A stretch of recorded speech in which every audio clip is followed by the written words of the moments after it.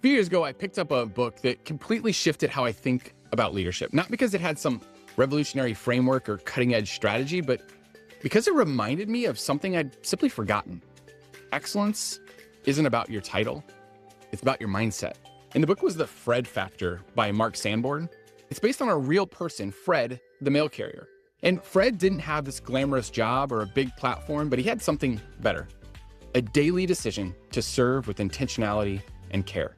And so he didn't just deliver the mail, he delivered kindness and connection and thoughtfulness. He noticed details, he remembered names, he anticipated needs, and he turned this routine job into a remarkable experience, not because someone told him to, but because that's who he chose to be. And that's the whole point. You don't need a title to lead, you just need to care more. Leadership today, it can feel complicated because we're juggling teams and tools and strategies and expectations, but Fred Factor reminded me that sometimes the most meaningful leadership isn't loud, it's intentional. Fred didn't go viral, he didn't launch this big program, he just did the ordinary with extraordinary care. And that got me thinking, how many of us miss opportunities to lead because we think leadership has to be big?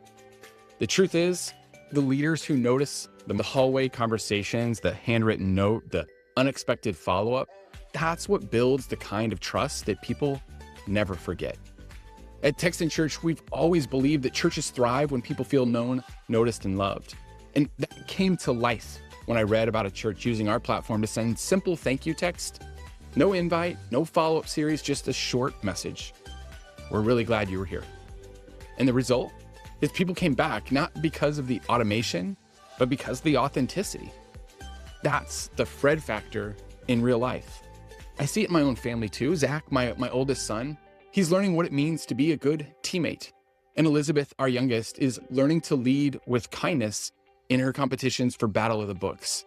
Neither of them have a job title, but both are learning that how you treat people, how you show up when no one's watching, that's what people remember.